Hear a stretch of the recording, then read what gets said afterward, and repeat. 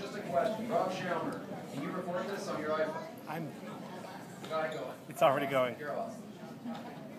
Okay. Mike, can everybody hear me? Yes. Okay. I know why it takes 8 days. Because you need to recover. Recover. You need to get some sleep. You need to plan it out.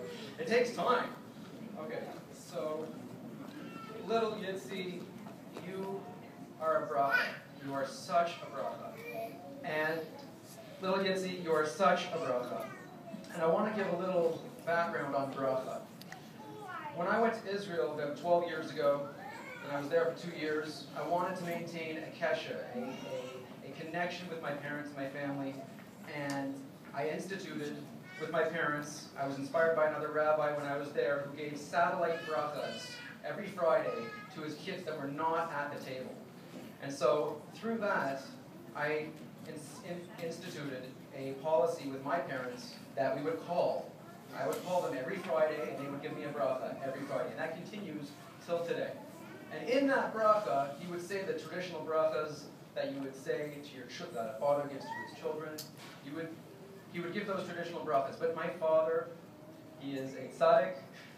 He would add to it. And he would always say to me, Sean, you are a bracha. And I was like, thanks, Dad.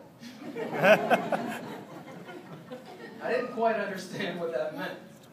And I have to tell you, I now understand what that means. Little Yitzi, you are a bracha, and you will bring bracha. Honored Rebbe, rabbis, family, friends, thank you so much for coming and joining us in this simcha. We are so honored. Just a few thank yous. Special thank you to Carly's grandmother, Grandma Martha, now a great-grandmother for the first time, who just had her 89th birthday, Kanena Hora, Ad Me'ah Esrim until 120. We are very honored that you made the trip here from Florida. We're so honored. Thank you so much for coming. I'd also like to say that we miss our other grandparents who are not with us here physically, but they are here spiritually. And this is my Zadie's shul, Jack Ross and Fanny Ross. This is the shul that they built. I'm so honored to be here, to be a part of it, to extend and continue. There's a feeling when I was up there with the sun deck and the Bris, it was a feeling that they were there. I could feel that they were there. It was really beautiful. I miss them very much. I'm also so grateful for my parents and their support, Harvey and Shirley Ann. Thank you so much. You've been working behind the scenes, and I know that you have 10 other grandkids. And there's so much else that's going on in the family and other things. But we so appreciate you were there, you came to the hospital, and all the support that you gave us and are helping us with and helping make this thing happen behind the scenes. We love you so much, and we love having you at our table. And to my fantastic in-laws, Steve and Leslie Besher, thank you so much for making the trip. They came up right away. As soon as I told them that the birth was happening, boom, they got in the car. And I have to tell you, it was so fast, so fast, that there was like smoke coming from the thing, as well as, so anyway, I don't want to embarrass you. Yeah. Okay, so next on the list, we have Craig and Stacy. Thank you so much for making the trip up from North Carolina, and we're so honored that you're here. And I want to wish you a mazel tov and b'sha'a tova to you. Everything should go well at the right time. Okay. Mazel tov, very respectful. Yeah. Don't put that out on Facebook, okay? All right, and I also want to extend to all our other out-of-town guests, uncles that came in from out of town, and cousins that came in from out of town, and all the guests that came in from out of town. Thank you so much for being here with us today. And especially, thank you, Carly. Carly, you are my Aisha style. You are incredible. And I have to tell you, this birth was an ace. It was a complete miracle. Like, I wasn't prepared for a 12-hour delivery. I brought books. I brought things to learn. I brought movies. I mean, I was expecting this whole drawn-out 24-hour affair that I've heard everybody talk about. I have to tell you, we got to the hospital at 12:30, 2:11, bang, there he is. I'm like, what happened? real bracha, the nace. You can see you're beautiful. So I want to keep this short. A couple of things I want to talk about. I want to talk about the bracha that we give to a newborn son. I want to talk about Amen as a concept, what we're supposed to say to Amen. And I want to, and I'll give the bracha and we will all say Amen. Okay, so the bracha that we say to a newborn son is that they should be zocheh. I'll explain it in English. They should be zocheh, legadla, letorah, lechupa, maisim tovim. Okay, lezocheh, they should merit. Legadla, to grow in Torah. Legadla, the Torah. Lechupa, that they should come to the chuppah. And that they should do maisim tovim, which are good deeds, right? And there's a famous question as to why would you put the Torah again? You know, you want to teach them Torah right from the get-go. You want to instill in them the good deeds and good manners and good everything, because that's all what the Torah is about. But the chuppah and the maisim tovim, you would think that you would want to teach them good deeds before the chuppah, right? Okay. The answer is this: is that really you want to teach them always how to do good deeds, but good deeds and maisim tovim don't really happen until you really get married. You don't know what giving to another person is until that other person is in your life. And you don't know what giving really is until that person gives you a child. Because I have to tell you, 8 days, I have not slept. I am running on adrenaline here. I'm going to crash after this.